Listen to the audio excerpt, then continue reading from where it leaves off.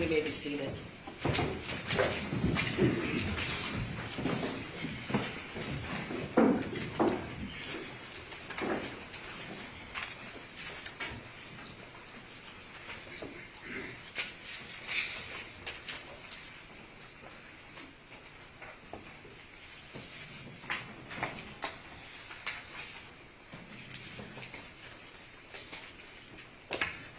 Your Honor, calling People v. James Crumbley, case number 22279-989 FH. Calling People v. Jennifer Crumbley, case number 22279-990 FH. Good morning. Good morning. Mark Keys on behalf of people. Karen McDonald on behalf of the people. Good morning, Your Honor. Mario Lehman on behalf of James Crumbley. You can see to my right. And good morning, Your Honor. I'm Shannon Smith on behalf of Jennifer Crumbley. Good morning. You may be seated. I want to tell you that I became ill last Friday, and I've been taking medication for the last 5 days. I feel fine. My doctor says I'm no longer contagious, but I have a lingering cough that is sure to annoy everyone in this room. I determined my cough would not be as annoying as adjourning the sentence, so you have my apologies. All right? I know this is an emotional day for everyone, and I want to say that I have, I want to ask first, Mr. Crumbley, can you hear? I can. Okay, all right, I want to make sure. The court has reviewed the pre-sentence investigation with regard to each defendant, and the sentencing memos provided. With regard to defendant Mrs. Crumbley, have the prosecutor, Ms. Smith, and defendant Mrs. Crumbley had the opportunity to read and discuss the pre-sentence report? I have had the opportunity to discuss it with my client, and we do have a few objections. Okay, you're There's getting, one correction. you're getting ahead of me. Sorry. All right, it's a little unwieldy with everyone here, but I just want to make sure that you went over the pre-sentence report. The prosecutor has had that opportunity as well. Yes, correct? sir. Thank you. All right. And with regard to defendant Mr. Crumbley, have the prosecutor, Ms. Lehman, and the defendant Mr. Crumbley had the opportunity to read and discuss the pre-sentence report? Good morning, Your Honor. I have had the opportunity to review the pre-sentence investigation with Mr. Crumbley. All right. And then with regard to defendant Mrs. Crumbley, do you have any corrections, deletions, or additions, both the prosecutor as well as defense counsel? But you may go ahead. Thank you. The only correction we would have, Your Honor, is that actually on the very front face sheet, it indicates that Ethan Crumbley is a co-defendant, and I would ask that he be taken off in that regard. Well, he's not. I think probation has I've discussed this with probation. Ms. Wheeler, what is your suggestion with regard to the pre-sentence investigation? He clearly is not a co-defendant. That's correct. And in the PSI, he's listed as a related defendant, which is the best phrase we could come up with. But I'm comfortable if we want to move that to a condition 9.01. Okay. And then it would list him as a co-defendant, but it was still requested no contact order. Okay, are you each satisfied with that? He's a related defendant, correct? I'm satisfied with that, but I would ask the court to hear our objection as to the no contact provision later. Sure. Thank you. Sure. All right. No other corrections, deletions, or additions, correct? Correct. All right. Not for Mrs. Crumbley. Thank you. All right. Prosecutor, with regard to the pre-sentence investigation, with regard to Jennifer Crumbley, are there any corrections, deletions, or additions to the pre-sentence investigation? No, yes, thank you. All right. And with regard to Mr. Crumbley, are there any corrections, deletions, or additions to the pre-sentence investigation? Yes, Your Honor. There are some corrections. Again, on the cover sheet, the cover sheet of the PSI report does indicate that Mr. Crumbley's son is a co-defendant. I understand that that's going to be changed. Correct. We're satisfied with that. Also, on page 1 of the pre-sentence investigation report, there's an indication that Mr. Crumbley has a substance abuse history. He indicated during the pre-sentence investigation that he has used substances, alcohol, marijuana, but not a substance abuse history. So we would ask that the PSI report reflects that Mr. Crumbley does not have a substance abuse history. It's just simply a box checked yes, Your Honor.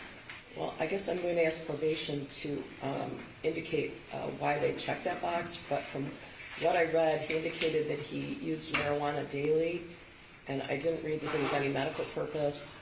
There's also some support for large volumes of vodka and whiskey being purchased in a 1-month period. So, Your Honor, I am so sorry, if I may.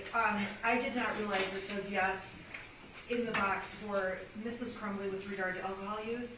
I didn't know we were gonna get into the substance, but those purchases were all made in November, right before Thanksgiving, right before the Crumbleys hosted extended family and people for the holidays.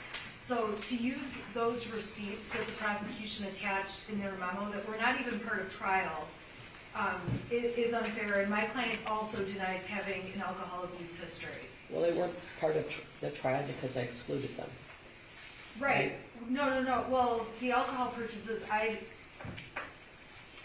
you had excluded the photographs with the alcohol bottles. I believe 2 years ago, there was a request by the prosecution to introduce evidence that the Crumbleys had made large volumes of purchases at a liquor store close to their home. And I don't think at the time the prosecutor was able to link those party store purchases to alcohol. So at that time, 2 years ago, I believe I excluded that at that time. But I'm going to allow the prosecution as well as probation to address that. Just on the last comment from the court judge, that's correct. I think it was June of 2022.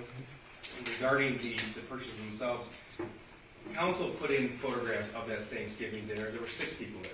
The evidence supported by the prosecution shows 18 different bottles of whiskey and vodka over a 26-day period, Judge. It's factual by preponderance of the evidence that occurred. I believe probation can better articulate the reason why the box substance abuse was checked, but it appears just from the factual information, that's why we checked yesterday. Ms. Wheeler, would you like to address that? Judge, I agree with Mr. Keys. The alcohol purchases were not put into the PSI because we were not aware of those at the time the PSI was prepared. I believe with Mr. Crumbley, he reported daily marijuana use without the use of a medical marijuana card. And in addition, Mrs. Crumbley's use is outlined in the narrative, and I think that justifies substance abuse history. Your Honor, I would object if substance abuse, any substance abuse was in high school, and there certainly is drug abuse. So she's listed as yes for drug abuse, yes for alcohol abuse, and yes for substance abuse. We would be objecting to all 3, but the probation department hasn't even said anything with respect to Mrs. Crumbley and drug abuse. Would you agree that drug use should be stricken? Judge, it says that she first tried marijuana at ages 16 and alcohol at 19, used marijuana occasionally until 2020. Okay, well, occasionally, doesn't sound like drug abuse. Sure, Judge. I mean, for some people, I guess. So I'm going to strike drug abuse as it relates to Mrs. Crumbley, but keep substance abuse and alcohol abuse as to both in the pre-sentence investigation. All right? So what else? Yes, Your Honor. Also, and this is a little nitpicky, Your Honor, but on pages 2 and 3 of the basic information report, it lists the sentencing date as April 9th, 2024 at 12 a.m. Obviously, the court is not open at 12 a.m. We would just ask for the Well, I correction would tonight. be if I could. I know you would, Your Honor. Yeah. All right. Yeah, that's a computer issue, Yeah. right? I don't Sure. actually think we can correct that at this point. Okay. It's a computer program. Sure. Your Honor, in Mr. Crumbley's criminal history, each offense lists an arrest date. Mr. Crumbley maintains that he has been arrested twice, including for the instant offenses. Specifically, record 7 of 8 of Mr. Crumbley's criminal history in the pre-sentence investigation report indicates that Mr. Crumbley was arrested on August 29th of 2017 by the Oakland County Sheriff's Office for failing to display a valid license. I did review the 42nd District Court Register of Actions online, and in fact, it indicates that the citation was dismissed on August 29th of 2017, that the citation was issued on August 9th of 2017. So I would ask that the record 7 of 8 correct that Mr. Crumbley was arrested on August 29th of 2017. That's not accurate. Probation.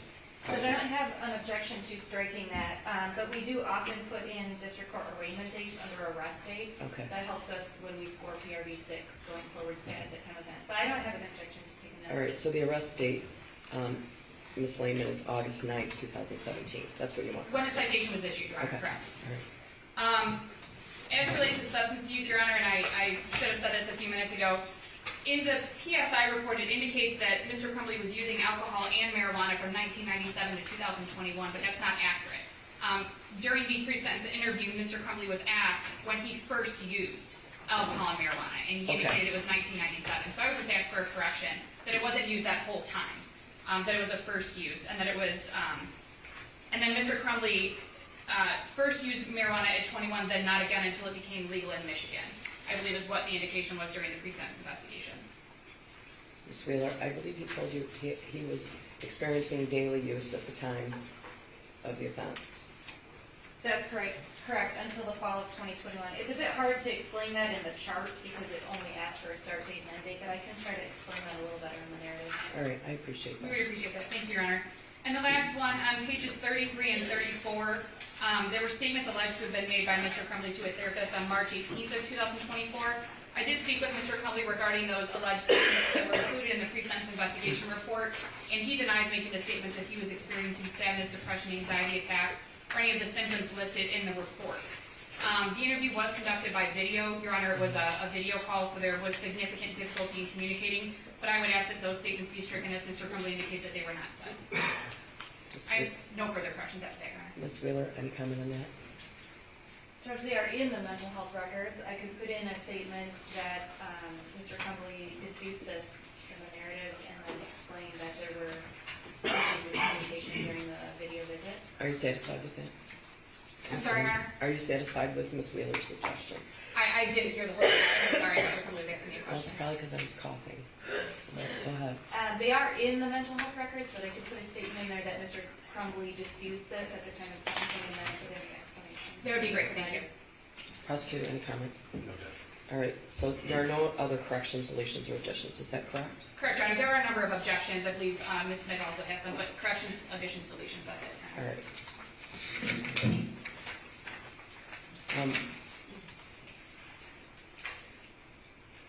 I want to point out that each defendant has a right to and will receive an individualized sentencing in this matter. I want to confirm, because the victims impacted are the same, the court felt it would be in the best interest of the victims, the defendants, and also judicially efficient to hear all of the victim impact statements at the same time. I want to be sure that neither defendant has any objection to that. No, Your Honor, that's fine, thank you. No objection, Your Honor. All right. What else about the pre-sentence investigation? Who would you like to go first, Your Honor? Would you like to go first? Sure. Your Honor, we would object to the narrative summary as written by probation and also the agent's description of offense. It's very obvious that probation did not sit through trial and hear all of the evidence that came out at trial. For sure. There is a number of mistakes, and it is so biased that I would just make sure that ask the court to ask them to. There are so many mistakes. I mean, I could be on the record for 10 minutes going on with them, but the narrative is just not accurate. So I would ask the court to keep that in mind and make a note of that. Is the information gleaned from the police report? That's how a pre-sentence investigation is normally done. I don't think anyone here, to my knowledge, has a copy of the transcript of either trial. My understanding is ordering that is about $35,000, right? Yeah. I don't think anyone, the probation, of course, has not seen a trial transcript, and in any sentencing, they haven't seen a trial transcript. I do agree with you that the agent's description of offense is from the police reports and documents along those lines. However, the narrative summary of what was proven at trial, identifying 5 things against Mrs. Crumbley, is simply inaccurate. Those 5 things are pointed out in my memo. I explain each of those. If the court does not need me to make a record, I won't, but if the court does. Well, that's up to you. It's That's in the up to you. record in terms of the sentencing memo. Okay. I'll just give like one example. They're saying that as the 5th reason, she should be considered to have committed illegal acts is because she was, let me get the right words. She was rarely home. That in itself is not a crime. That in itself is not illegal. The information put in that report is not accurate. It I wasn't agree with you. proven. The same could be said about me. Say me too. Me too. Okay. So I agree with you. But I guess where we're getting our wires crossed here is that Ms. Wheeler, and in every pre-sentence investigation, probation takes information from the police report. Like Ms. Wheeler didn't make it up herself, and she of course did not have the benefit of the trial transcript either. Also, the trial transcript does not include all of the information ever. by necessity of the rules of evidence, right? I understand. The only reason I bring it to the court's attention and make the objection is because this is a document that will follow Mrs. Crumbley, and it's important that it's accurate. So I just want to make the objections for the record. All right, what else? What else from you, Ms. Smith? Did you want me to go into the objections on the scoring and the objection on the no contact order, or would you like to first? I believe that Sister has a similar argument regarding the narrative summary and agent's description in her PSI as well. Would you like to address that before the sentencing guidelines, or? I can, Your Honor, if you'd like. I did submit the sentencing memorandum, which does more fully outline what my objections are. However, Your Honor, in reviewing the over 14-page narrative that was provided to the court in the PSI report, it's obvious that it at least appears to myself, Your Honor, that narrative was mostly written after Jennifer Crumbley's trial. It was not written after James Crumbley's trial. It contains mostly information regarding information found in the police reports, in various witness statements, and information from the prosecutor's office, it appears. And I'm objecting to it because it is not specific to Mr. Crumbley. It's not accurate. It contains information that was not admitted at trial. It contains information that was not evidence during Mr. Crumbley's trial and shouldn't be held against him for the purposes of sentencing. Well, I guess I agree with you.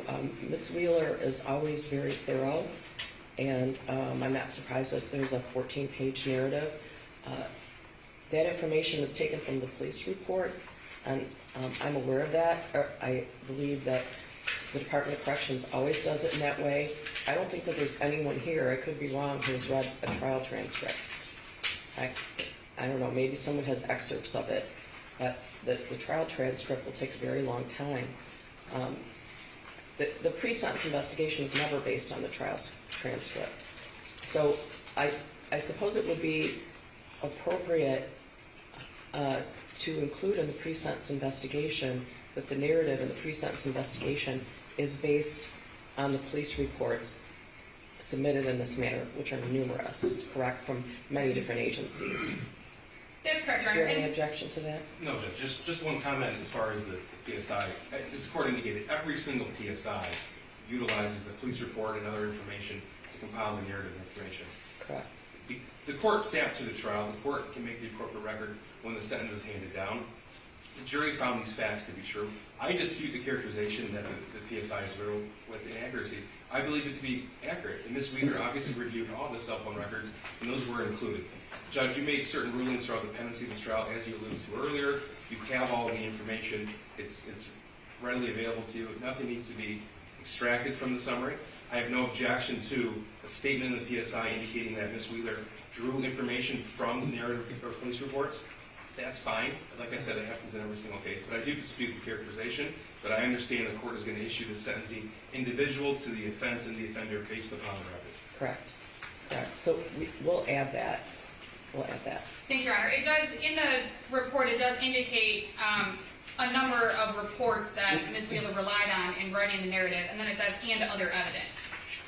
And again, some of the things that are listed in the narrative were not evidence in James Crumbley's trial, specifically the over 2,000 pages of text messages or messages between Mr. and Mrs. Crumbley, in addition to other messages between Mrs. Crumbley and her son and things of that nature. So I'm asking for those corrections. We could use a different word. And Judge, again, as the court has stated, it's the same police reports that are used for each, and I do believe it's very clear in the PSI that they are conversations between Mrs. Crumbley and someone else. It certainly doesn't say Mr. Crumbley. That's correct, Your Honor. I'm just ensuring that Mr. Crumbley's PSI is specific to Mr. Crumbley, I and that the understand. court is considering that. That's why I'm making the objections I'm making, Your Honor. All right, I appreciate that. Thank you, Your Honor. Okay, what else? Anything else about the pre-sentence investigation besides the sentencing guidelines, right? Aside from the sentencing guidelines, the other objection relates to the no contact provision proposed between Mrs. Crumbley and Mr. Crumbley, and I'm arguing on behalf of Mrs. Crumbley, obviously, and between Mrs. Crumbley and Ethan Crumbley. This is a family. They have despite even having felonies on their records, they have a constitutional right to be a family. unless the prosecution can articulate a reason that is valid and surpasses a certain standard to disrupt the family from being able to have contact with one another. Let me give you some information that I didn't previously have. I've consulted with the probation department, the Michigan Department of Corrections. They have indicated to me that if Mr. Crumbley and the shooter are in prison, the Michigan Department of Corrections will categorize them as enemies. And I put that in quotes. The reason being that they will not, it'd be like two brothers or someone like that. They will not, they're characterized in that way, so they will not be housed in the same facility. So there is that factor.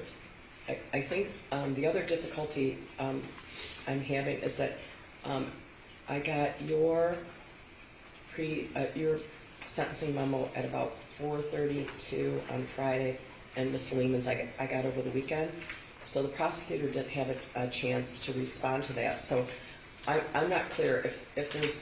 I guess I'm going to ask if there's any objection, or if you'd like to file something supplementally. I honestly never faced this issue, so I don't know.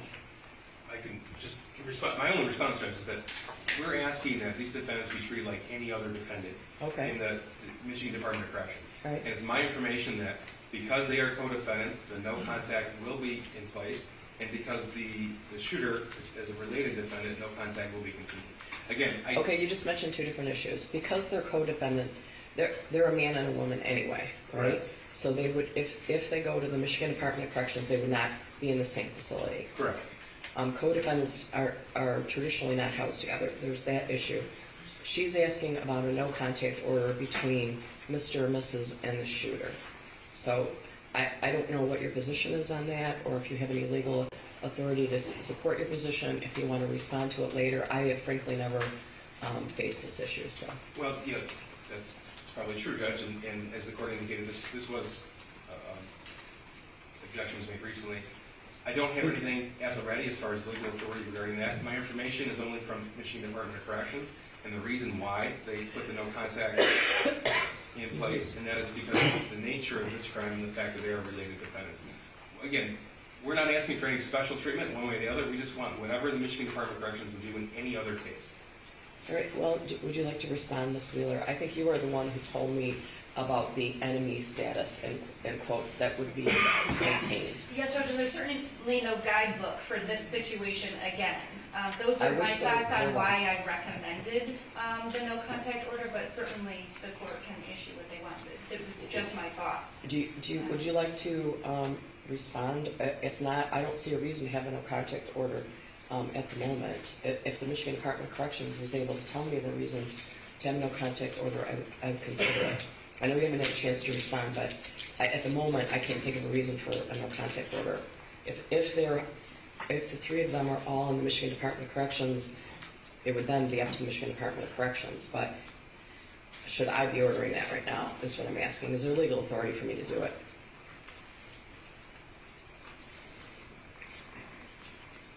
The options are lifting the no contact order or allowing you to research further. We just don't want the sentencing to be judged, Judge. Me neither. I'm not attorney with sentencing. In that case, Judge, could the court hold this in abeyance so we can respond? Yes. That would be Yes. That would be my preference. All right, I'm going to do that, all right? Because I didn't really have a chance to respond to that. Just the issue of whether or not the three of them would have no contact via, I think if all three of them were in the Michigan Department of Corrections, or if one of them was somewhere else at some given time, is there allowed to be contact either by letter or phone or visit? That's what you're asking about. Yes, that's what we're Okay. asking about. All right. But we, obviously, if Michigan Department of Corrections is overseeing or if they're in a facility, there's rules they have to follow, and this court doesn't order all of the rules that have to be followed. Oh, I agree. So- That's up to the Michigan Department of Corrections. So Correct. the court obviously will give the prosecution time to file a supplemental response. We filed our response rather quickly because we were given the PSI last week. We were given the prosecutor's memo on Wednesday, and I mean, obviously I got my late Friday, but there wasn't much time. I would also like an opportunity to either respond to their argument or to be able to brief the issue first, if the court would like, because it's my objection, more fully than I have been able to in here. You may. Okay. It's not something I've dealt with Okay. recently. I guess I'm so- just asking what time frame the court would like, or How long would the prosecution like to respond? A week's fine, Judge. Okay, so you are going to file something by April 16th, and then how would you like till the 23rd of April to respond? that would be great, thank you. I mean, they might do some research and find out there's no basis for it. I don't know. And Judge, I will look further into that and also provide the information. All right, thank you. Thank you. Judge, I'll communicate with the court, defense counsel information. Thank you. Your Honor, just for the record, I'm just placing my objection to the no contact order for the reasons stated in my sentencing memorandum. I will also file a reply brief on the 23rd. All right, thank you. All right, what else? Your Honor, the remainder of the objections for Mrs. Crumbley are based on guidelines All right, scoring. sure, Would the court like me to? sure. Okay. Your Honor, Mrs. Crumbley is objecting to the scoring of offense variables 7, 9, and 13, all based largely on the same reasoning. And so those offense variables are scored the way they are proposed by the Michigan Department of Corrections based on the number of deaths that resulted and based on the number of persons injured.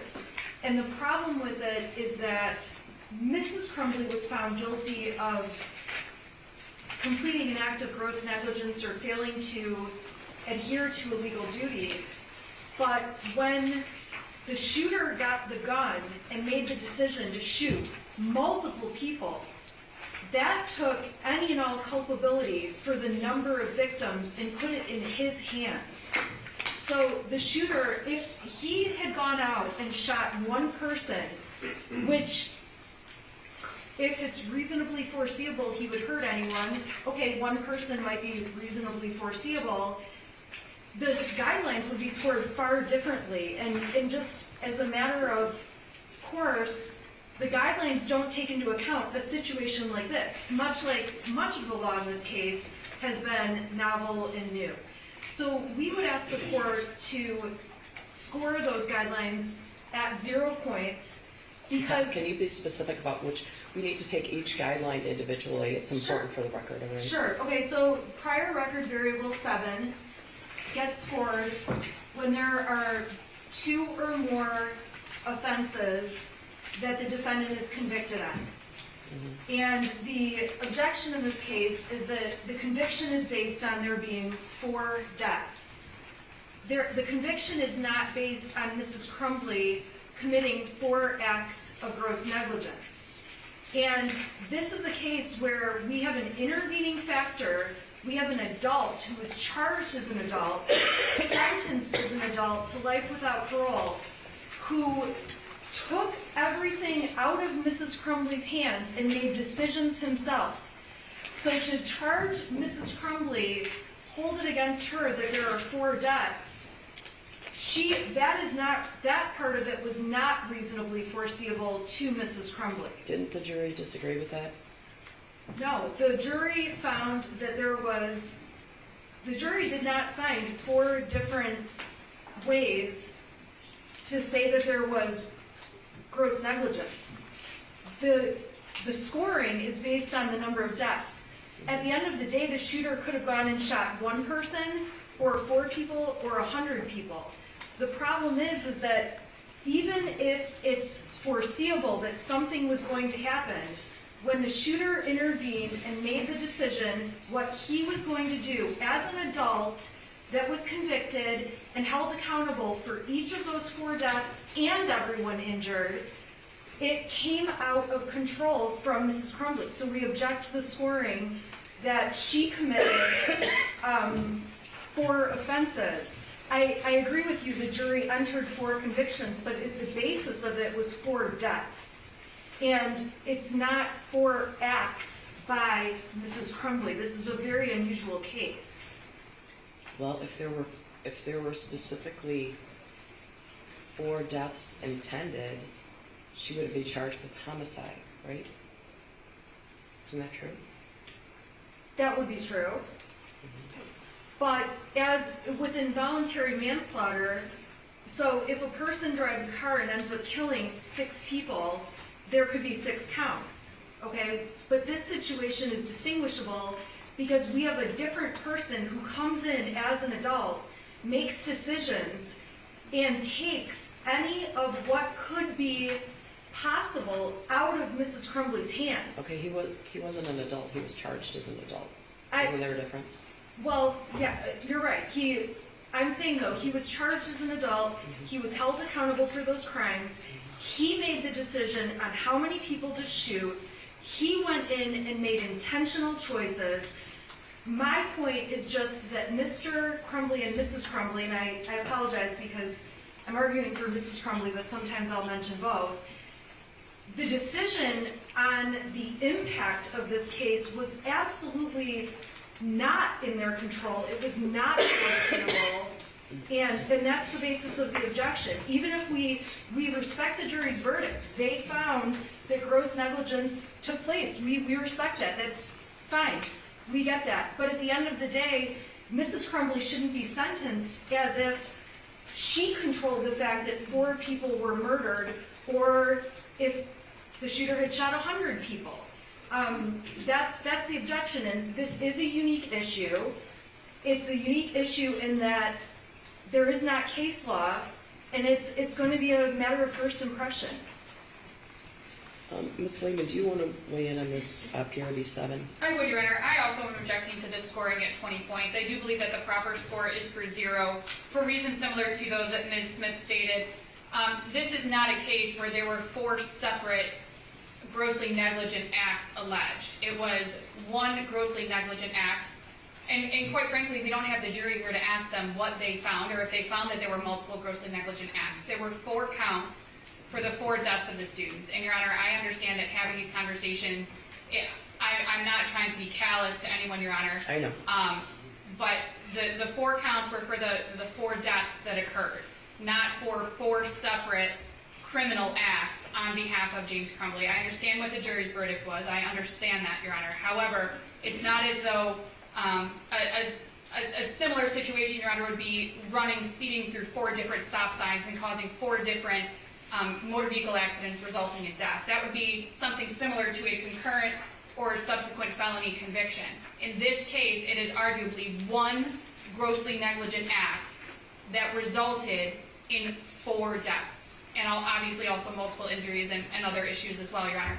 But my position is that this should not be scored at, PRD 7 should not be scored at 20 points because it is one act, not multiple acts. And I don't believe that the sentencing guidelines properly consider the facts of this case. Again, we've never seen a case like this before, and I don't believe that the sentencing guidelines properly consider the facts of this case, Mr. Crumbley's case, or even Mrs. Crumbley's case, to adequately score PRB 7, and I believe it should be scored at 0. I'm going to ask both the prosecutor and probation if you'd like to respond. Thank you, Judge. There is 0 support for counsel's argument that PRB 7 should be scored at 0. The case law is clear, the statute is clear. There were 4 separate homicide counts. 4 children were murdered November 30th, 2021. Because of that, each defendant was charged and then convicted of a homicide count, involuntary manslaughter, each with its own elements, Judge. We've argued back and forth about was this homicide or was it issued the rulings the way the court did regarding the video and other evidence regarding photographs of what happened inside the school. The statute is extremely clear, 4 separate counts. They don't get to have it clear what the law is. It has to be scored at 20 points. Anything further from probation? No, Judge. All right, well, I have reviewed this thoroughly, the sentencing memos that you have submitted, as well as the pre-sentence investigation, the statute, and the case law, and I believe PRB 7 is scored correctly with regard to both defendants. Your Honor, the next objection that Mrs. Crumbley raises is on offense variable 9, which is the number of victims. This analysis is the same as the arguments I just made on prior record variable 7. When the shooter came in and made the decision on the number of victims, it became not a reasonably foreseeable conclusion that he would do what he did. And that is why scoring that at 100 points for multiple deaths, these guidelines don't take into account this very unique situation where a person, again, charged and convicted and sentenced as an adult, made that decision. And it violates due process and all of Mrs. Crumbley's constitutional rights to hold it against her that her son shot multiple people versus just one. So we would ask that that offense variable be scored at 0 points. Ms. Lehman, do you want to weigh in now, or? Yeah. I can, Your Honor, and that way the prosecution can respond once, Your Honor. All right, go ahead. OB6, again, it's scored at 10 points. Are we talking about OB6 or OB9? I'm on OB6. Oh, wait. You said OB9 number of victims. I'm sorry. Wait. I can do OB9, Your Honor, if you'd like, and then go back to OB6. I went to OB9. I can do OB9, Your Honor. Okay, go ahead. OB9, similar arguments to PRB7, Your Honor.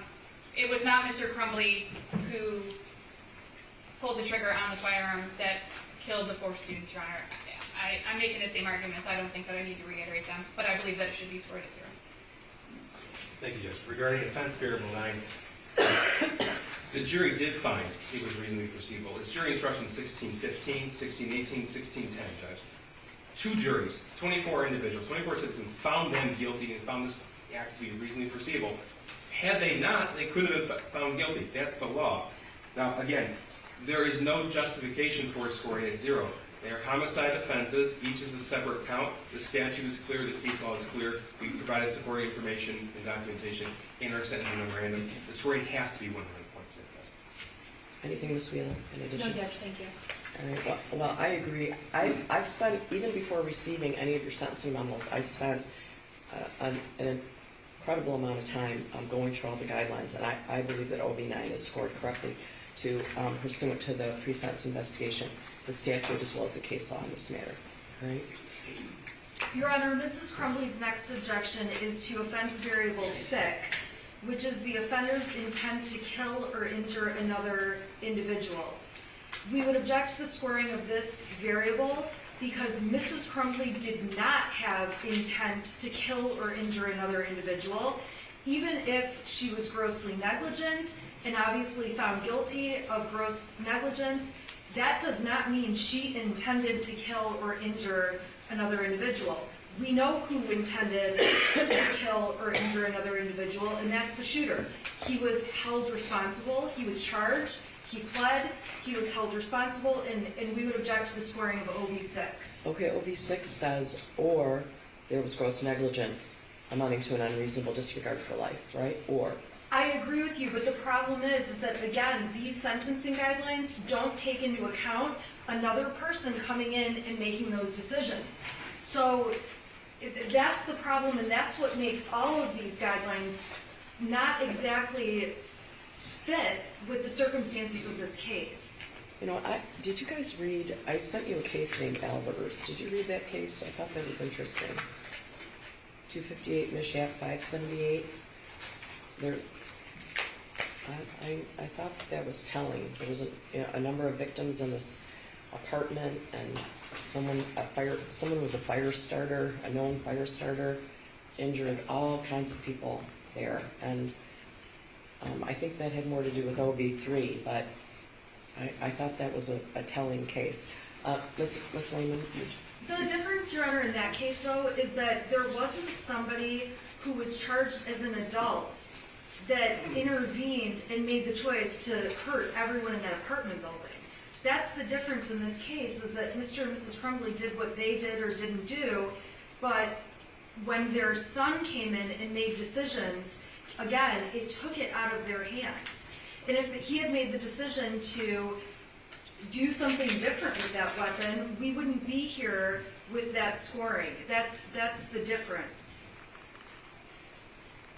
I don't think they were charged based on what he did with that weapon They were charged with everything they did and didn't do up to the time that he used that weapon, right?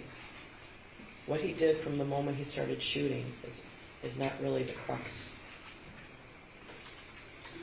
I agree with you, and that's why the problem is that because he got involved, the offenders in this case did not have any intent on their part, and so it just makes it very distinguishable from any other case of involuntary manslaughter. It complicates it enormously, and it really does become an issue of first impression in this case. Ms. Lehman? Yes, Your Honor. For OB6, it's currently scored at 10 points. The defense, Mr. Crumbley, requested it be scored at 0 points. The prosecution asserted 2 separate theories during trial, which were both read to the jury. We don't know which theory the jury relied on. If they all relied on the same theory, if they all relied on different theories, if half of them relied on one and half of them relied on the other. Unfortunately, Your Honor, we don't know the answer to that. So the issue that we have is that there are 2 theories under which Mr. Crumbley could be convicted during trial. We know that he was convicted because we're here at sentencing.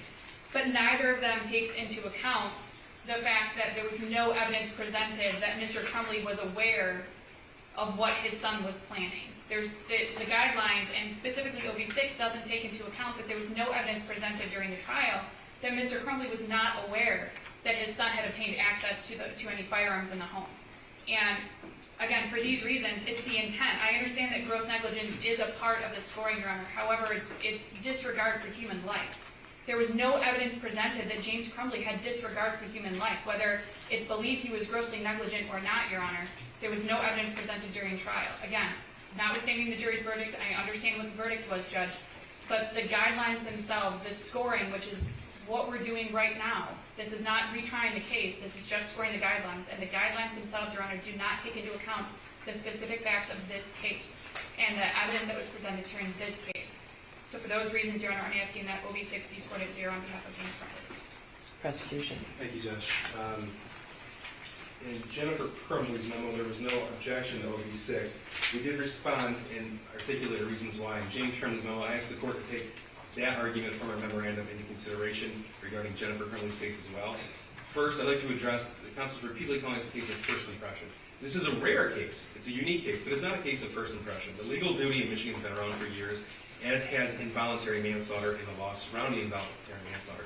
We actually cited Albers to the Court of Appeals as well as to this court in our response to the defendant's initial motion to quash in early 2022. That case is on point, as is People v. Cole, which is cited and attached to our sentencing memorandum.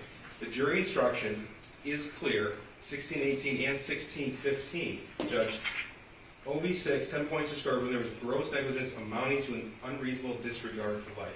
Compare that to our jury instructions and the case in People v. Cole, where the Court of Appeals specifically said, acting in a grossly negligent manner where it was apparent that serious injury could result implies that defendant Cole was acting with an unreasonable disregard for life. OB6 should be scored at 10 points. Anything additional compilation? No, thank you, Judge. I believe OB6 is correctly scored. Your Honor, Mrs. Crumbley's next objection, and again, this is along the same analysis as the prior objections, is to offense variable 13, the continuing pattern of criminal behavior.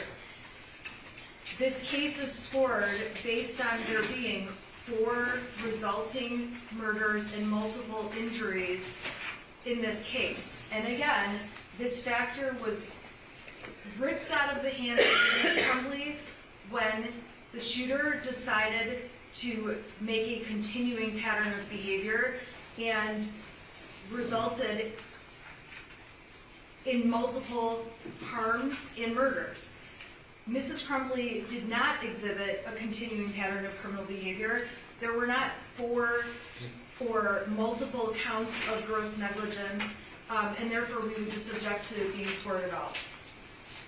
Ms. Lehman? Yes, Your Honor. For OB 13 for Mr. Crumbley, a single felonious act cannot constitute a pattern. People v. Carl, 322 Mishap 690, is a Court of Appeals case which indicated that a defendant's multiple convictions for reckless driving causing death or serious impairment arose from his single act of driving recklessly. He had passengers who were injured. There was at least one death that occurred. The Court of Appeals found that it was error to score OB13, even though the driver of the car, who was the defendant, struck and killed someone, and passengers in the defendant's car were seriously injured. So, Your Honor, this would be something similar. This is arguably one act that resulted in 4 deaths. This is not 4 separate acts. Going back to my discussion, and I believe PRV 7, Your Honor, running 4 different stop signs. Those are 4 separate and distinct acts resulting in injuries or deaths. In this case, we don't have that. It is arguably one grossly negligent act that resulted in 4 deaths. And Your Honor, I'm not in any way trying to minimize that those students were killed, Your Honor. But in scoring the points, it's currently scored at 25 points for the 4 deaths, and not 4 separate acts. Those 4 separate acts were committed by Mr. Crumbley's son, based on, according to the jury, his one act of gross negligence. And again, we don't know what act the jury relied on. We don't know if they believed that there were multiple. We don't know, quite frankly, Your Honor. But there aren't 4 distinct acts, 4 separate acts of gross negligence that resulted in each of the 4 deaths of the students. So again, Your Honor, for these reasons and the reasons that I stated in my memorandum, and I do cite additional case law for the court, I believe that OB13 should be scored at 25 points on behalf of James Crumbley. Well, I did read the I'm sorry, 0 points, Your Honor. I did read the case law in your briefs, but I think there's some more recent case law provided by the prosecution in their brief. I don't know if it's Furman or Gibbs. Do you want to respond? Yes, Judge Briefly, thank you. First of all, OB13 does permit the court to score 25 points when the incident occurred on one day. There was substantial evidence presented to the jury to show this was not one isolated act. Gross negligence occurred over a period of time. There was absolutely a pattern of gross negligence that culminated in the shooting on November the 30th, 2021. Just off the top of my head, buying the gun, not locking the firearm up, not taking him home when asked, not asking him about the gun on November the 30th, not reacting in a variety of different ways when shown that math worksheet on November 30th. There wasn't one single act of gross negligence. It occurred over a continuum. We presented evidence in the Jennifer Crumbley case from March 2021 till December of 2021. In the James Crumbley case, again, March from 2021 to December of 2021. Over the period of those 8 months, Judge, there were a number of acts for this court to rely upon. We do believe that OB13 is appropriately scored at 20. Anything else from probation? Again, I have reviewed all the PRVs and OBs and the case law in the statute, and I believe it's correctly scored. Your Honor, the next objection Mrs. Crumbley has is to offense variable 19. This is a different type of argument than the prior argument, so I just want to let the court know. This offense variable is to be scored when a defendant interferes with or attempts to interfere with the administration of justice. And the reason this was scored against Mrs. Crumbley is because of the claim that she tried to run and tried to avoid arrest. On the night before charges were issued, I texted Miss McDonald directly, which I attached to my memo, and said, Judge, I know it's argument, Judge, but we've been over this before a number of times. And the court, a charged felon doesn't get to text somebody to We've had this discussion. and the court has already indicated that, Judge. I ask we move on. I'm going to let her make her argument, but we've had this discussion before. Law enforcement does not have to ask for permission to arrest someone. If I have an outstanding warrant, one of these deputies could come up to this bench right now and cuff me. I understand that, but what the prosecution has done is put together a false narrative that's been repeated by the media over and over and over, and it's been repeated in court. Miss McDonald is the one who said they were in an industrial building. She's the one who used the word abandoned. It was a warehouse, a non-retail place that was closed at night. Right? It was not a warehouse. It was a building that had businesses in it. It was a non-retail building. No, there are retail businesses in there, and there are businesses in there that are not retail businesses. Either way, it was not an abandoned warehouse. Okay. Okay? And then the prosecution argued and put on the I record. guess it's hard for me to understand why it matters whether it was abandoned or not. Okay, because the narrative the media has played over and over and over repeats inaccurate information. I and can't control the media, trust me. I understand. However, the prosecution also stated falsely and knowingly falsely, based on the fact they had a video of when Mrs. Crumbley and Mr. Crumbley were found. The prosecution claimed they were crouched near a mattress, which is just not true. They were laying on a mattress. Right. At the time, though, they made it sound like they're crouching and hiding, and the media reported that over and over and over, and that has been a major problem throughout this case, and why I asked this court for a gag order. And we were thankful for the gag order. It did eliminate some more of the narrative coming out. But the prosecution very successfully painted this picture of people on the run. Meanwhile, Ms. Lehman and I can't do anything more to get our clients turned in. We are desperately calling the prosecutor's office, filing appearances with the court, making arrangements. Our clients are being threatened so badly, they are terrified to just go walk into a jail where everyone is looking for them in Michigan. We plan to be with them as their attorneys, and it's complete garbage that the prosecution has been able to carry this narrative out through trial. And that's why I did attach my text messages to Ms. McDonald letting her know. All she had to do was say, I am charging. She did not let me know. She does not have to do that. It's a professional courtesy that most prosecutors do. It just is. Not in a case like this. Evidently. Ms. Lehman? Because, well, there's different arguments for each defendant. That's correct, Your Honor. They are different arguments. Okay. So I just want to address this briefly, Judge. First of all, this court may recall the text messages that the court allowed to be admitted in the Jennifer Crumbley case. At 11:16 p.m. That's correct, Judge. Text message between Shannon Smith and the defendant. We're hiding out. We may have been found. And then the response was, oh shit. Judge, I object. That's not what it was. That's admissible evidence. Right, but that was not texted by Mrs. Crumbley. Okay, well, She was already asleep. okay, here's the problem with that. Because the evidence has shown, both of the defendant's sentencing memos address the arrest in Detroit. You've suggested on numerous occasions that the prosecutor was required to make arrangements with one or both of the defendants to turn themselves in. I know that in circumstances where someone is charged with a retail fraud, something like that, you might get a common letter. They're not required to do it. Do we all want things to happen the nice way? Sure, but it's not true. Law enforcement is not required to ask permission to arrest people. The fact of the matter is the charges were announced at noon. They knew about the charges. You knew about the charges, right? Not until after the press conference. At noon. And then we Okay. were trying to It's make my dime. arrangements. It's my dime. Sorry. They do not have to make arrangements with you. I know that's the nice way. That's the safe way. The fugitive apprehension team was in contact with you. The defendants were aware and did not turn themselves in. They went to a non-retail establishment in Detroit and hunkered down. It's unclear to this court, to this day, whether they intended to flee the state. But the fact remains that they brought the circus to the city of Detroit. They did. There's also been testimony by Mrs. Crumbley and an allegation by Mr. Crumbley in the sentencing memo that the defendants were not avoiding detection in that building. That allegation flies in the face of the testimony at each of the trials. We had testimony from Luke Kirkley. He testified that he made eye contact with Mr. Crumbley in the parking lot. He went back into the building. We see that on the video at the art studio building, industrial building, whatever you want to say, that the defendant, Mr. Crumbley, followed Luke back into the building just after that.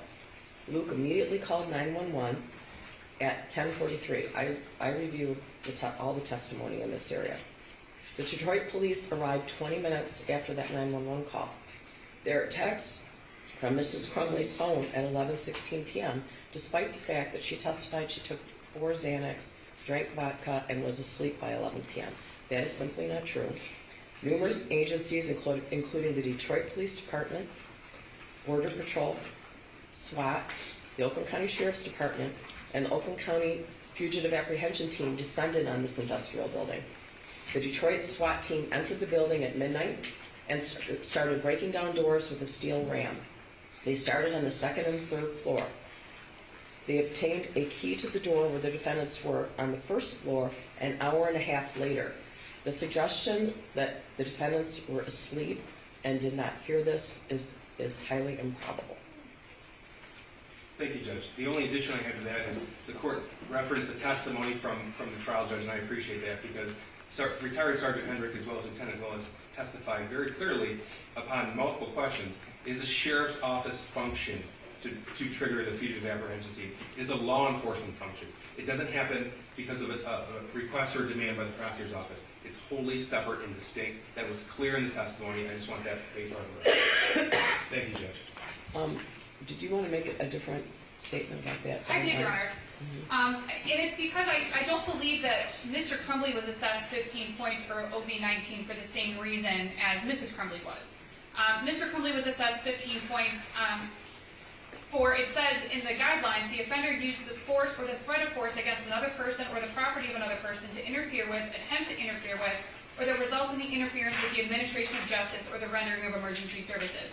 Your Honor, I read that scoring to be scored because of the claims made by Ms. McDonald's office that Mr. Crumbley has made threats and threats of physical harm to Ms. McDonald over the phone at the jail.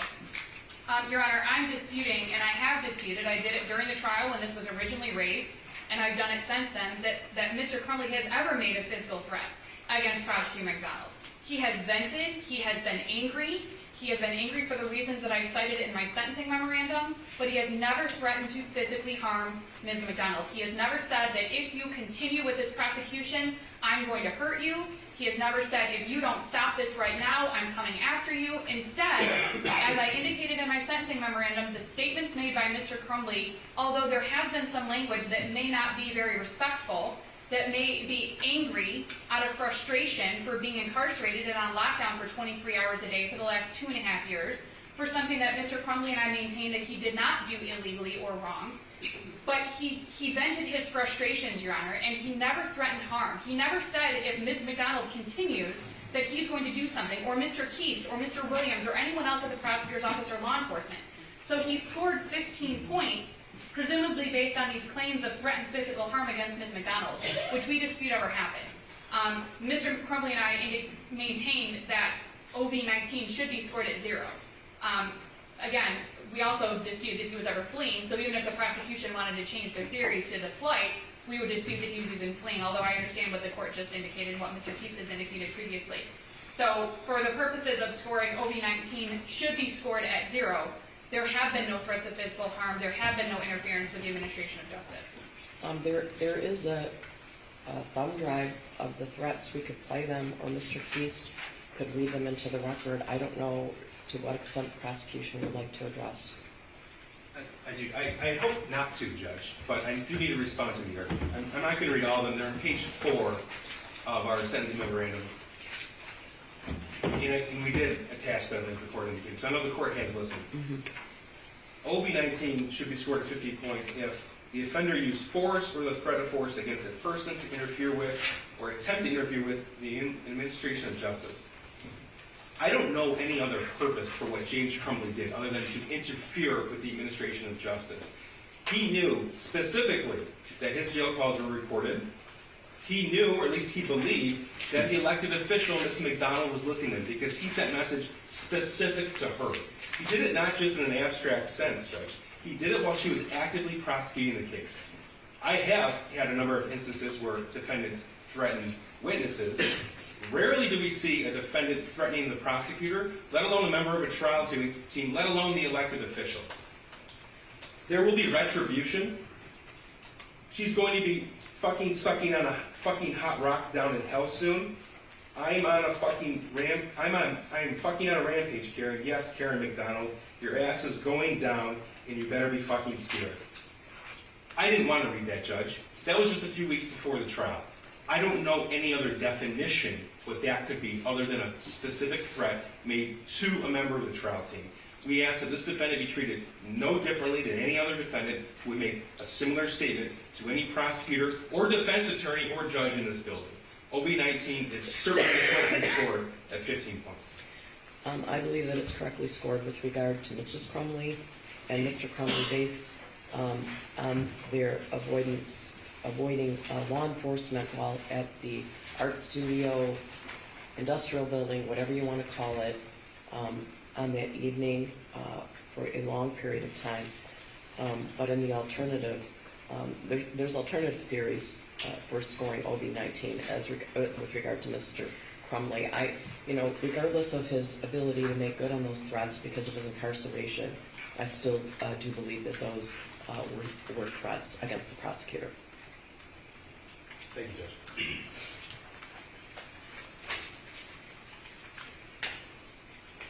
Your Honor, Mrs. Crumbley has no further objections to the scoring at this time. Ms. Lehman. Mr. Crumbley has no additional objections to the scoring, Your Honor.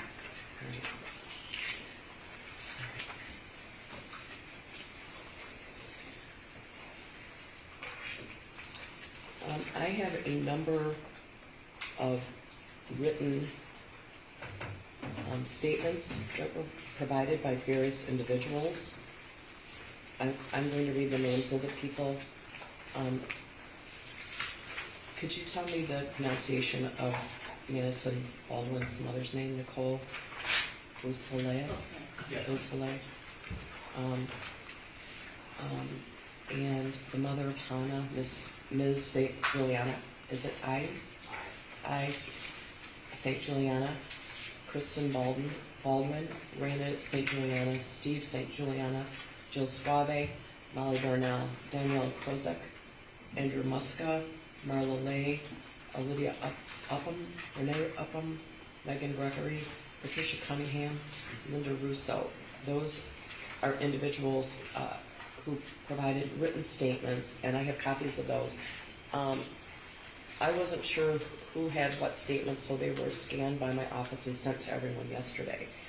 I know that there are a number of individuals who want to address the court. I guess I should ask if at any time anybody feels like they need a break, they should tell me. All right?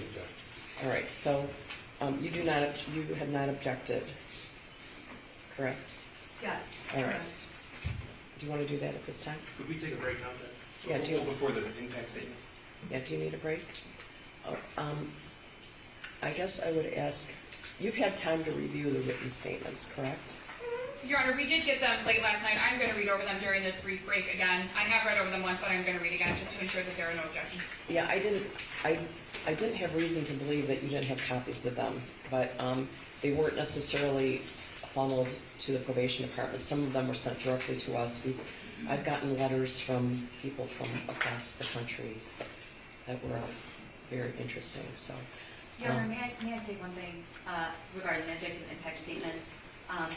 The victims are not in the courtroom required to provide their oral statement to us before they deliver it. Correct. And some chose to do that. Correct. Some chose not to, based on our prior experience with the shooter sentencing. Sometimes they chose to submit it, and it was different when they delivered it. So I just want to make it clear that we, under the Crime Victim Rights Act, nor do I think it's appropriate, have any control or edit or of what they're going to say, because it's their impact statement. So. Yeah, I understand, and I have gotten some written statements from individuals who I believe intend to make an oral statement as well. So, yeah, that's up to the individual. All right. Your Honor, with respect to the statements, initially, the defense for Mrs. Crumbley was concerned about the number of statements. We believe that the court can sort through what to take into consideration for this sentencing, and plus the court has lots of experience doing so. And so we do, if at some point there was an objection in terms of discussion, we don't have an objection at this time. Yeah, you know what? You guys were on this email yesterday that discussed all of the individuals who would be giving oral statements. Correct, Your Honor. Yes. Correct? And I know we all went back. I think we've all discovered a little glitch in the Crime Victims' Rights Act that it's not specifically clear who's considered a victim under the Crime Victims' Rights Act. There's some difference of opinion maybe, but I'm again relying on Albers that discusses OB3 and gives a broad definition of who a victim is. In any event, I am inclined to hear oral statements from all the individuals that were listed in the email that went to all of you last night. All right? I have no objection to the individuals on that list, Your Honor. All right. Yeah, same here. And I certainly would appreciate you making any objections to their statements at the end of their statement, right? Your Honor, I don't know if we need to approach on that, because there was some discussion by email about the objections. Okay, well, Or maybe we can handle it during the break, Judge. all right. When you say making an objection while the individual, I'm going to insist that everyone keep their statements directed at sentencing, for sure. Okay? Your Honor, I don't anticipate, and I don't believe Ms. Smith would anticipate making objections to a victim impact statement. Obviously, things could have happened, Your Honor. Excuse me. And obviously, we have duties to our clients as well. We wouldn't be doing it in a disrespectful way to anyone, Your Honor. But we would just ask, again, you've already reminded the court, I'm certain that the prosecutor's office has reminded anyone making a statement of what the guidelines are in relation to those statements. So I don't anticipate having to make an objection, Your Honor, but obviously, if one arises, an objection would have to be made, Judge. All right. Do your clients need to go downstairs? Yes. Yes, Your Honor. Just two things briefly. There are no guidelines in the victim impact statement. It's how the victim's impacted. It's personal and unique, Judge. Sure. Obviously the court knows that. I just wanted to make sure we were clear on that. Yeah, they have to be directed at sentencing, the statements. Yeah. In one housekeeping matter, we just need to add in, we can stipulate, with the defense will stipulate, we add in the additional victim impact statements received last night, as well as James Crumbley's GED verification, just for the PSI. Oh, I didn't ask you if you had any additions to the PSI. That's all. Did I? I'm sorry. Okay. His GED, and what else did you say? His GED verification and the additional victim impact statements that weren't received by the department. Yeah, I think we got some at about 6 o'clock last night, right? Right. So, yeah. If you're not in receipt of something, you should let me know. It was hard to determine at one time who was receiving what. So, If maybe we can discuss with the prosecution who we should have impact statements from and determine whether or not we are missing any impact statements, the written impact statements, because we did receive some later last night. I don't know if yeah, we sent those last night. I received what the court sent and what's in the PSIR. correct. That's what I received as well. I don't think there's anything else We received one this morning. from Mr. Schilling. Yes, sir. But I believe Mr. Schilling is going to make an oral statement. Correct. Is that correct? Yes, So sir. I wasn't concerned about that. Thank you. I was referring to the written letters received by the court. Okay. That's what we got last Last night, night. correct, Your Honor? Okay, Everything in thank my you. possession was sent. Thank you very much for clarifying, Judge. All right. All right. So both of the defendants are going to go downstairs. So I want everyone to remain seated during that. All right. Thank you.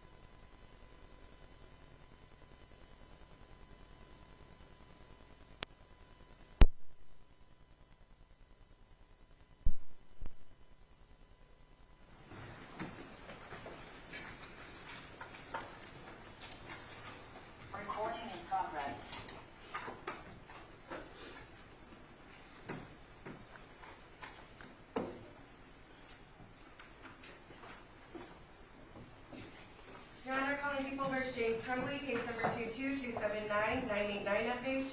Calling People vs. Jennifer Crumbley, case number 22279-990 FH. Thank you. Good morning. Mark Case on behalf of people. Karen McDonald on behalf of the people. Good morning, Your Honor. Marielle Lane on behalf of James Crumbley, who is seated to my right.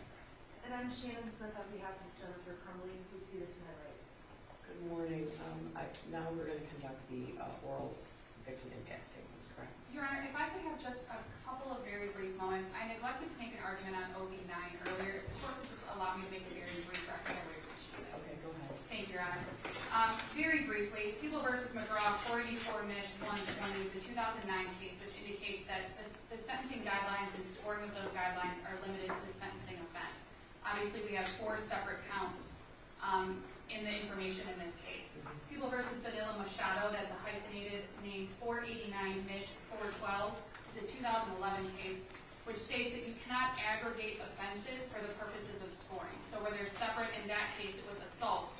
They couldn't aggregate the assaults for the purposes of scoring. Then each assault had to be scored separately. In this case, the score for offense variable 9 is 100 for the multiple deaths that occurred for the deaths of the 4 students. I'm objecting to the scoring of 100 under Vanilla Machado because each death is supposed to be counted separately, individually, and not aggregated for multiple deaths. And that was the only objection I wanted to make. Mr. Keys, I'm going to allow you to address that. I think you already did, but... I did, Judge. Yeah. And the probation is anything to add to. I defer to Ms. Wheeler, but we've already made this argument. Ms. Wheeler? Judge, only the sentencing guideline manual states that you cannot aggregate victims of separate crimes, but I think the defense argued earlier that this wasn't a separate crime. And the shooting occurred in a span of 8 minutes. It was not one shooting and then a half hour later. It was a very quick possession. Excuse me, I'm sorry. Again, I believe it's correctly scored, right? Thank you for allowing me to make the record, Sure, Your no Honor. problem. All right, and then with regard to victim impact statements. Sure.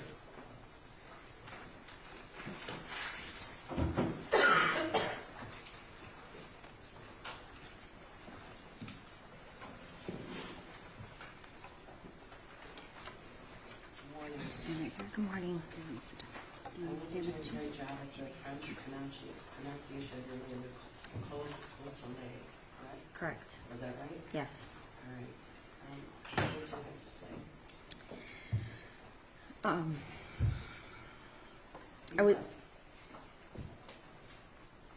I would like to start with the person that matters the most. Madison, she was a kind soul. She always had a smile on her face. She lit up the room when she walked in.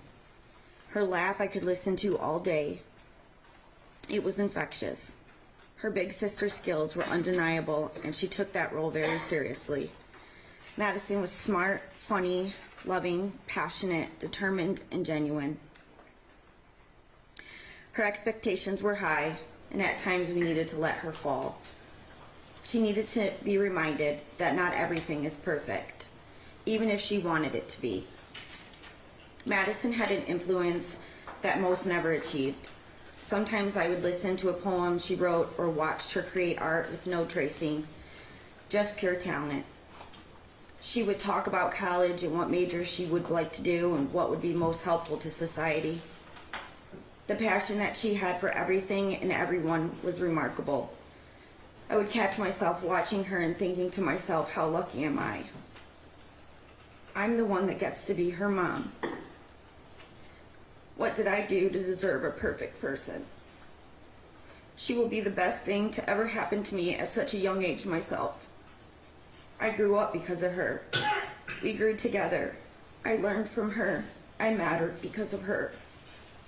From the moment she was born, I promised myself that I would be there no matter what. Through the falls, heartbreak, letdowns, and struggles, I would be there. I would listen, learn, and love every moment. I wouldn't miss a thing. I would always protect her.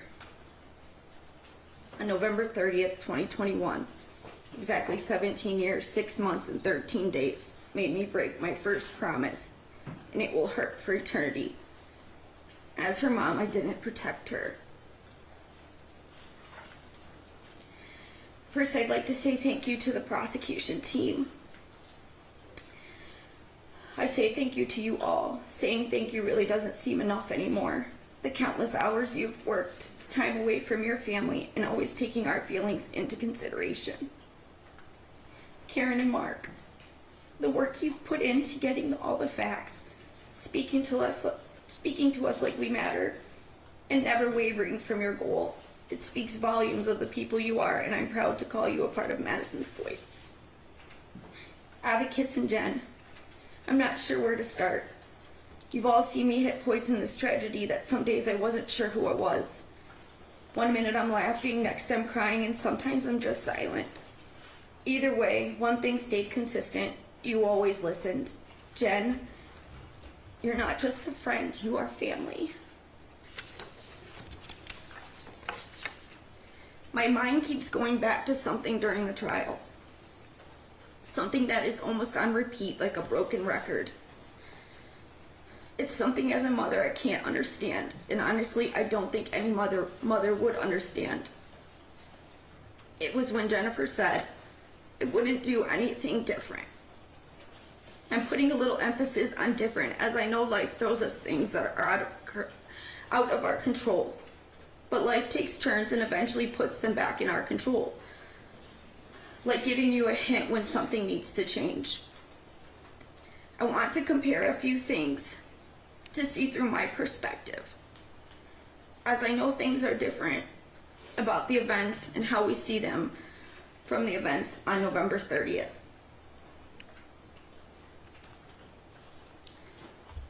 While your son was hearing voices and asking for help, I was helping Madison pick out her senior classes. While you were purchasing a gun for your son and leaving it unlocked, I was helping her finish her college essays. While you dropped him off at school upset that he was failing class, I texted Madison, drive safe, it's slick outside, have a good day. When you got a call to meet at the school about your son and how it interfered with your day, I was rearranging my schedule so I could take Madison to get her oil changed for the first time. When you left without hesitation and not taking him home, I was worried if she'd be okay driving in the first snowfall of the season and if she brought a coat. When you walked out of the office with a steady pace after hearing an active shooter, I ran from my home and started driving, trying not to break the law. When you were on the phone for 10 minutes with each other trying to figure out where the gun was, I was on the phone with her father and family trying to figure out where she was. When you left the Myers without knowing where your son was, I was desperately trying to get there as soon as possible. When you knew the gun was missing, you called the police, knowing it was your son who took it. I was having family call every hospital describing what she looked like.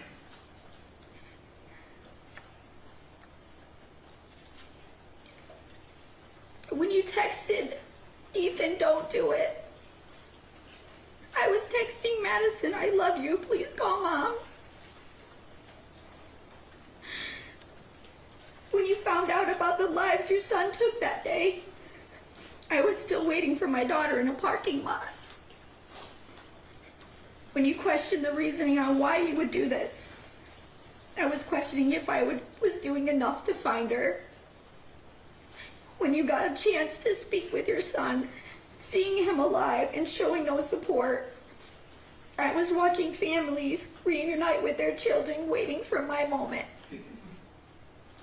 When you asked him why, I was waiting for the answer onto why the last bus never came. When the police showed up at your house, you didn't understand why they were there. And I was asking police if they checked every possible location and if I could go search too. When you texted about not losing your job and you needed a lawyer, I was still calling my daughter because she came first in all parts of my life. When you could leave your house, I was still a prisoner in Myers. When you worried about what people thought of you and feeling threatened, I was learning your son threatened my daughter and fatally shot her in the head. When you drove to get your burner phones for communication, I was laying on the floor in Myers for hours crying because I forgot how to speak. When you checked into your first hotel, I was telling Madison's 11-year-old sister she was gone. When you cared more about yourself and getting alcohol and supplies, I was identifying my daughter in a medical office wishing I could take her place. While you were hiding, I was planning her funeral. And while you were running away from your son and your responsibilities, I was forced to do the worst possible thing a parent could do. I was forced to say goodbye to my Madison.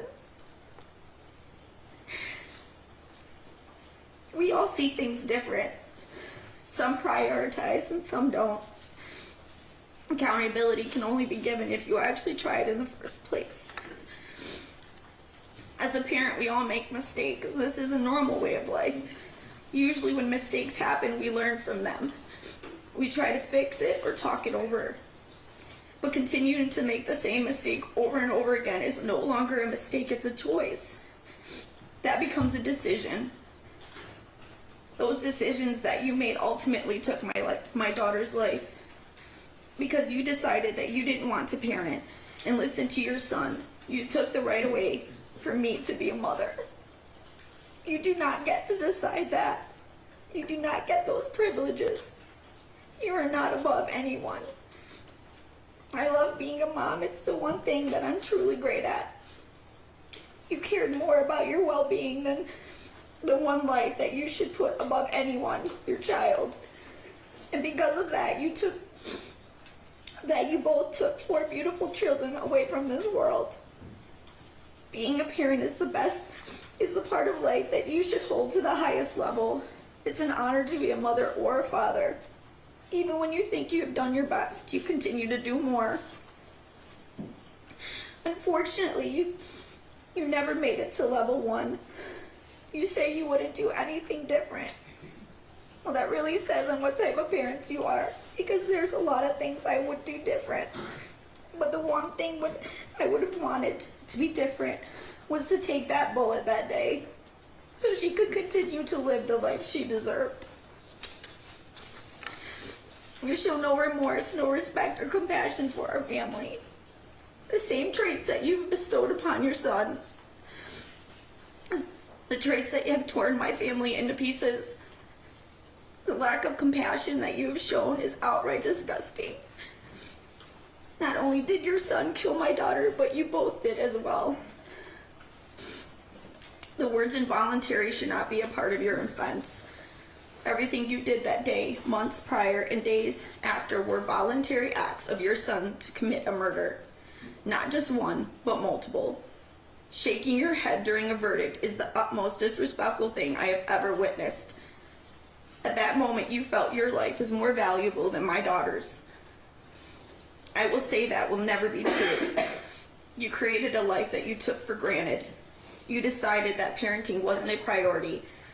Putting your child first should be the only priority. You didn't, and because of that, I've lost my daughter. I had to get answers after her death.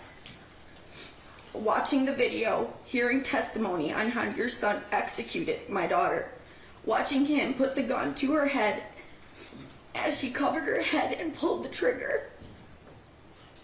Seeing pictures of her laying in her own pool of blood, knowing her body sat there for hours, that rigor mortis had already started to set in. So that when I identified her, her body was in a state I couldn't imagine. Hearing her sister scream over and over again night after night, watching her family and her friends fall apart. You created all of this. You created your son's life, which then allowed this to be his path, which should be yours as well. You don't get to look away. You don't get to cry. I didn't get that choice.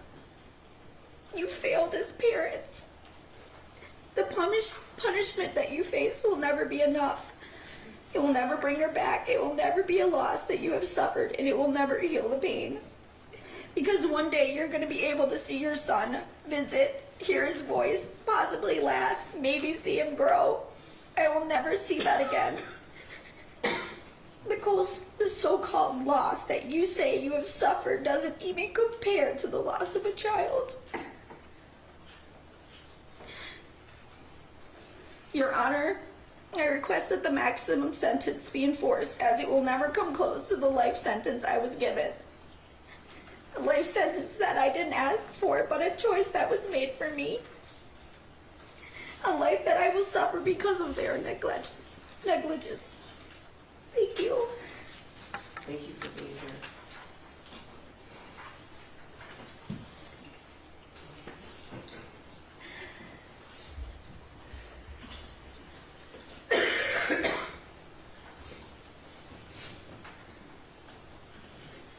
Good morning. Can you tell me your name? Yes, Jill Suave. All right, go ahead. Yes. Thank you, Honorable Judge Cheryl Matthews, for your time on this case. I know it hasn't been easy on both. Thank you also to Karen McDonald and the entire prosecution team. We appreciate your efforts. Your Honor, my trauma and devastation is hard to put to words, but I have done so in my letter to you. I would also like to mention Justin's brothers, Nathan and Clay. They are now forced to live a life without their beloved middle brother, Justin. My son Justin was the least deserving of his fate.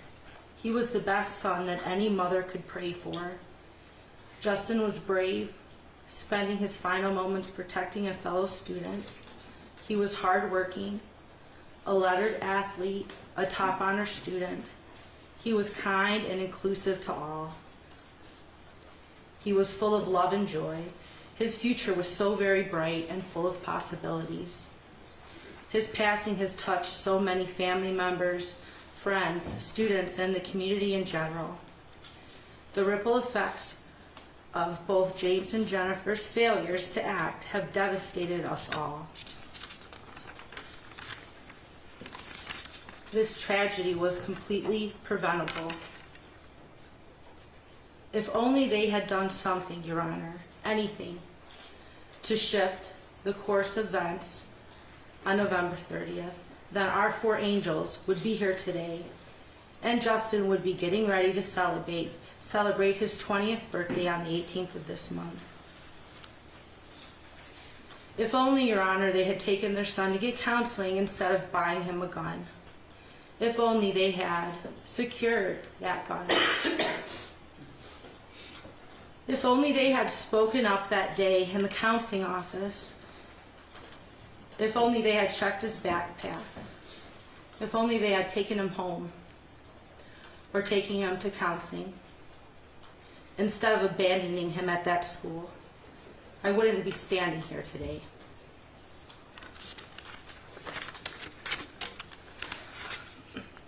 Your Honor, I don't know what's in their hearts. I'm not a mind reader. But I only know the facts of this case.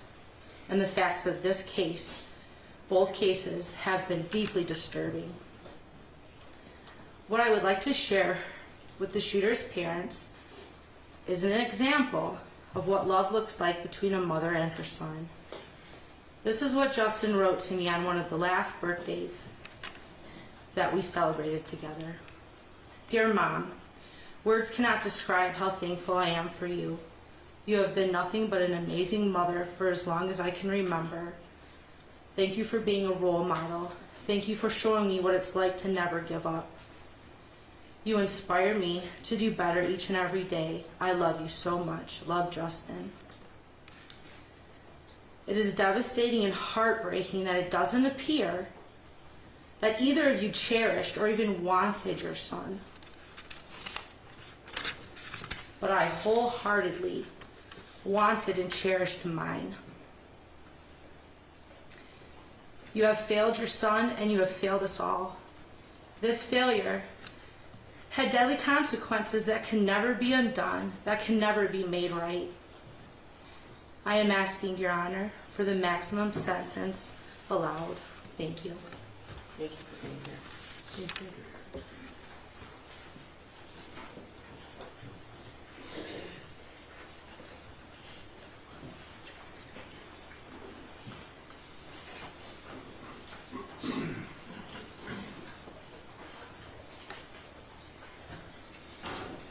Mr. Schindler. Good morning. Craig Schilling, Justin's dad. So, Honorable Judge Matthews, for the second time in 6 months, I find myself standing in front of a packed courtroom, a victim. This time, I'm here to address a different judge and the parents of the deeply disturbed teenager that murdered my son. This is my opportunity to try to describe just how much the horrific event that took place back on November 30th, 2021 has impacted my life. It's my belief that an impact statement should not just describe how this particular event impacted me. I feel that it should also be impactful towards all who hear it. And in your case, Judge, I hope these words impact you in a way that influence your decisions here today.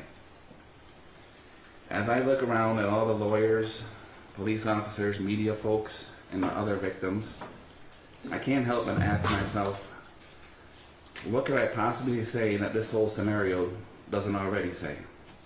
This is messed up. Most people will never have to make a victim impact statement throughout the course of their lives. And the fact that the victims speaking here today are doing so for the second time in 6 months should speak volumes in and of itself. This is not normal. Living a life like this is not normal. So how does it affect a normal guy? To be completely honest with you, it remains a rather difficult and uncomfortable question to answer. In my previous impact statement, I've expressed many of my day-to-day struggles, from uncontrolled emotional outbreaks to sleepless nights to not being able to focus on the normal daily tasks. Yeah, it's fair to say that I live every day with pain, anger, heartache, regret, anxiety, stress, you name it. They are all there, wreaking havoc in my once normal life. They say that time heals all wounds. Well, we're coming up on 2.5 years now, and I can assure you that the wounds are still as fresh as they were on that tragic day. And with this hole that has been left in my life still glaringly obvious, I fight every day to not lose more of myself within that very hole. I have spent the last 30 years of my life busting my butt to support a family, raise children, and try to set myself up for some peace and quiet in the golden years of life.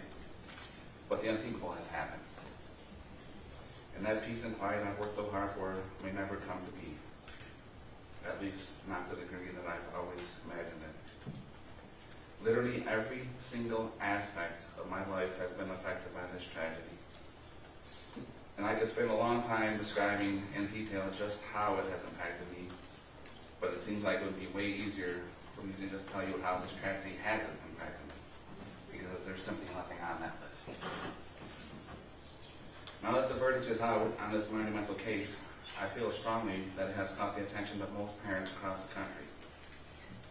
The overwhelming facts in this case were all that was necessary to prove that James and Jennifer Crumbley not only neglected their son by failing to get the necessary mental care that was clearly needed, but also provided him the very tools necessary to carry out those heinous acts of violence. It was these very facts that allowed not just one, but 2 full juries to find both of them guilty of involuntary manslaughter. I will always maintain the opinion that the facts that were presented in these cases were strong enough to convince any jury of their guilt, and that the verdict would have been the same regardless of where the trial was held. As I have maintained throughout the course of the past couple of years, being the parent of a murdered child tends to cause you to seek out the maximum penalties allowed for each guilty verdict derived from any of the criminal charges. I think this stance is completely justified, and would be so for any parent in the same position as mine. However, this is a court of law where a person is innocent until proven guilty, and the defendant has the right to dispute the facts of the charges against them. That being said, during the course of both of these trials, I did my best to capture every word and process all the facts. This is important because there is value in these facts, not just in the thousands and thousands of man-hours invested in gathering, processing, and organizing the evidence, but also for being able to use that evidence to establish the cold, hard truth of this tragic situation, that James and Jennifer Crumbley failed in their parental responsibilities as they pertain to the shooter, who was their son.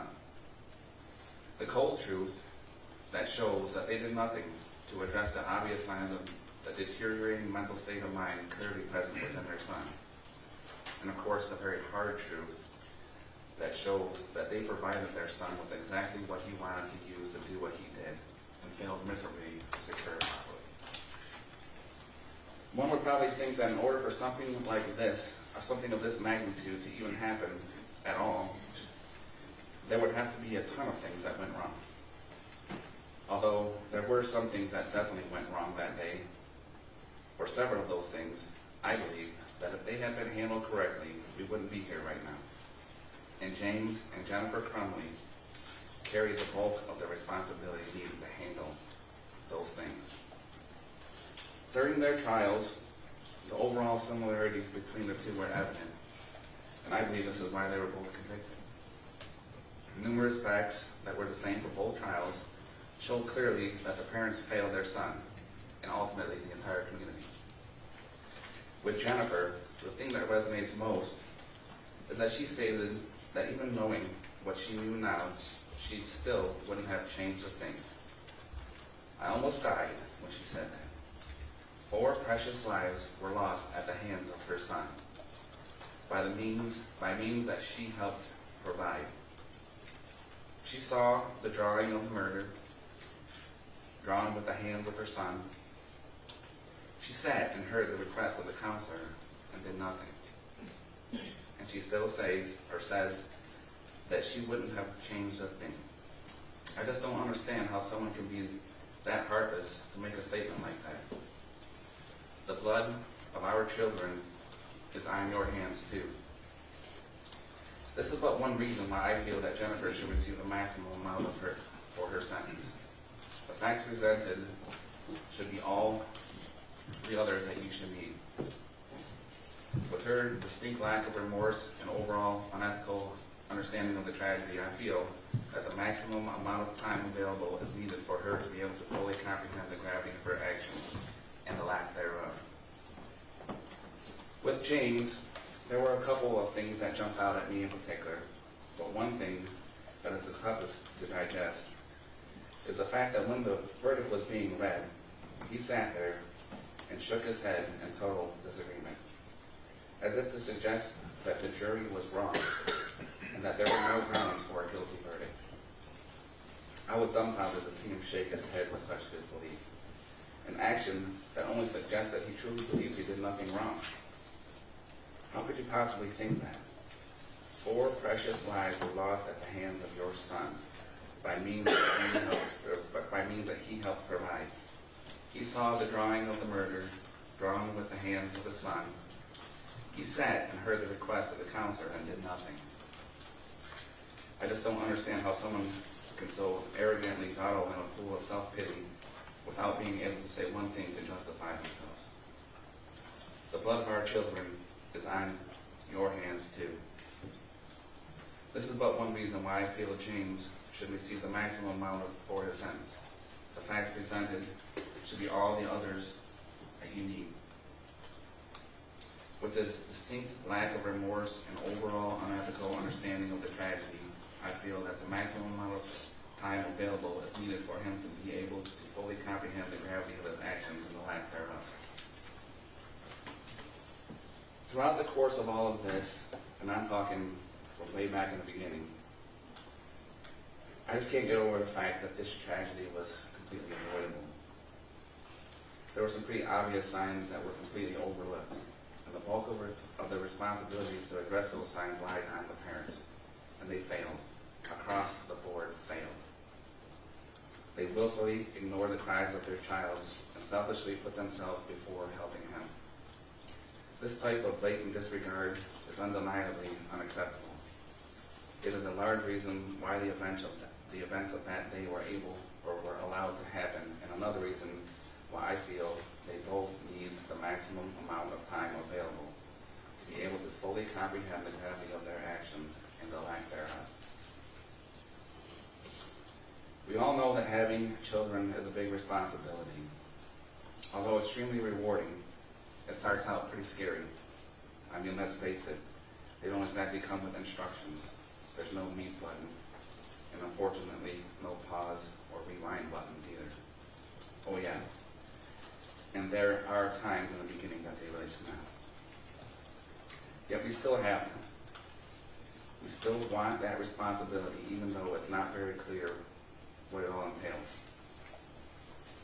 But how can we accept that responsibility and not act responsibly towards that child?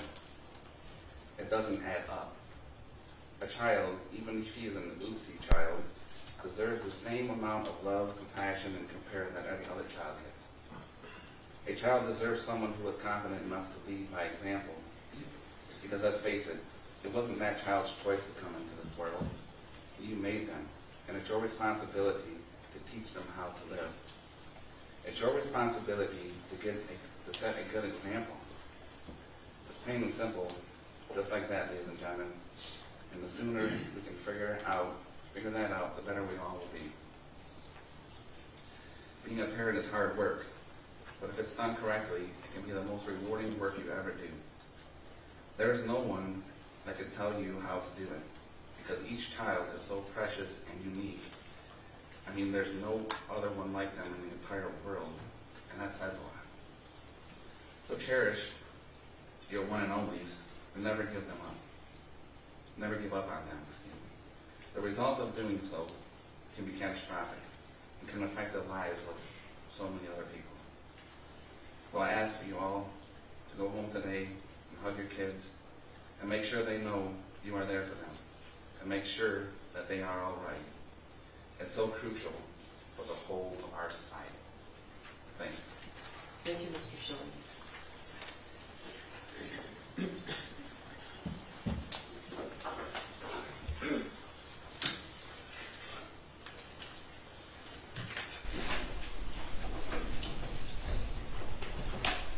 Raina, right?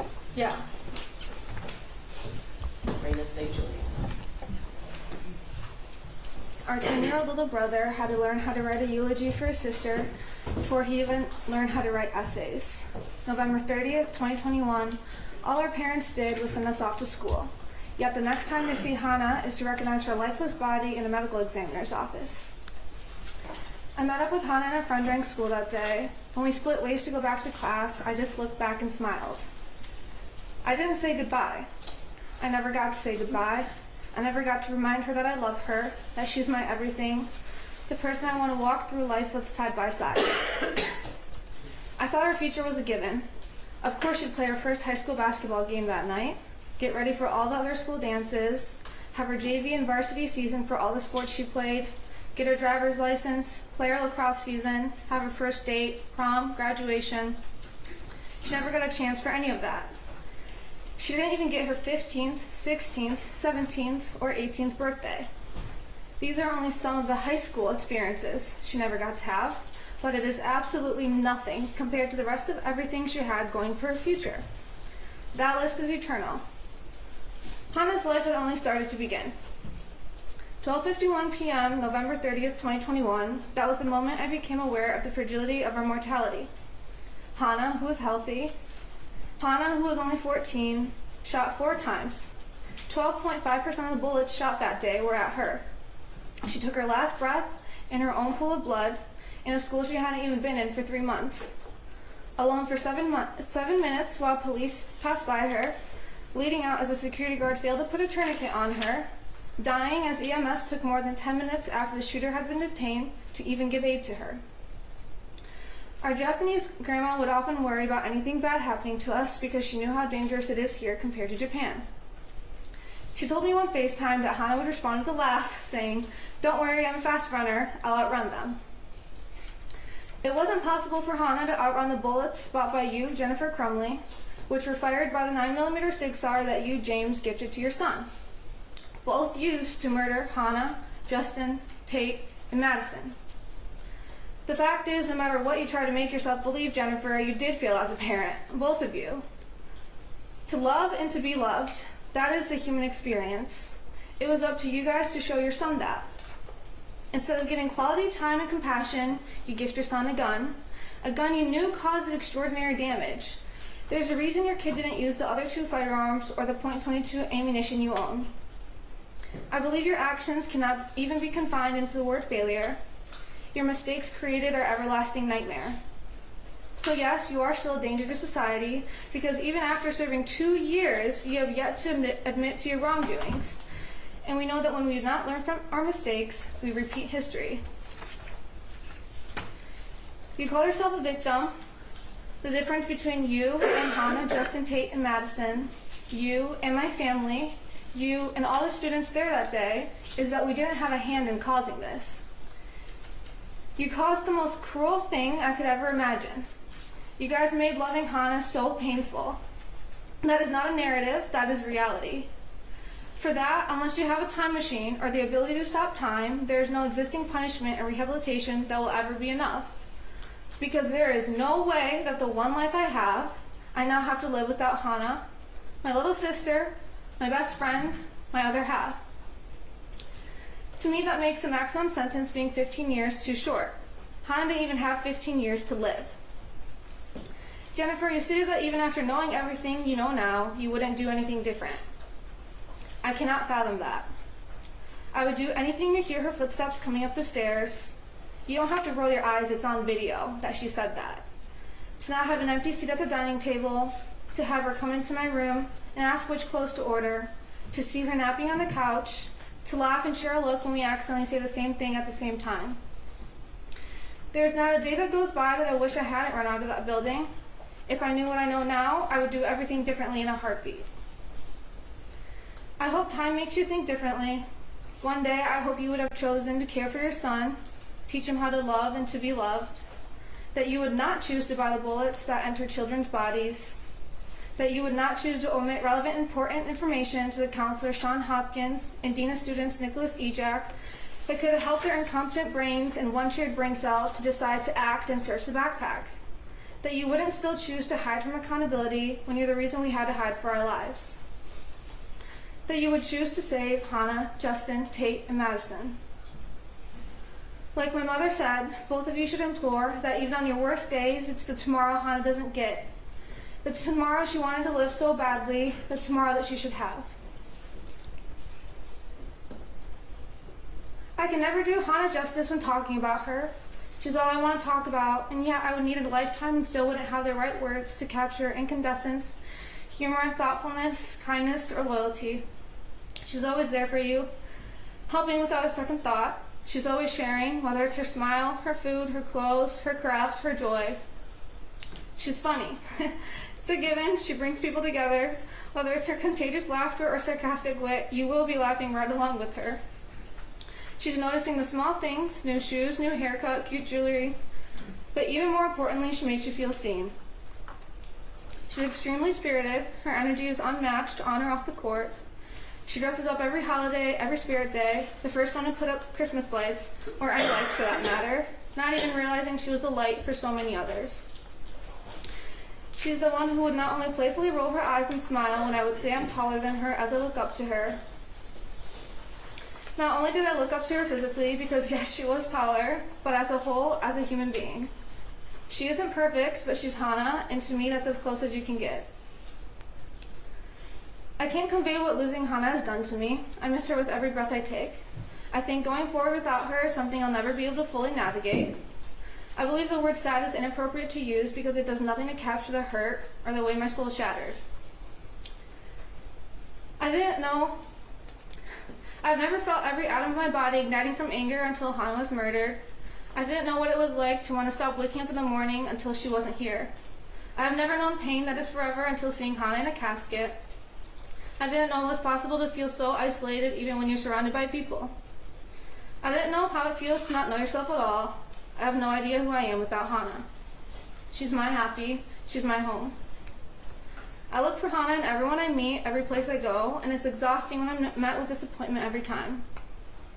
But it's the world, it's all the people she would have met. I grieve for them too. To have that chance of Hannah being in your life taken away from you is a tragedy in and of itself. She's more of a person than you two combined times a trillion could ever even hope to be. But when the day comes that you re-enter society in 13 years, I hope you live more like Hannah. I hope you live every moment to the fullest like Hannah. I hope you laugh every day like Hannah. And I hope you love unconditionally like Hannah. That's it. Thank you, Ray.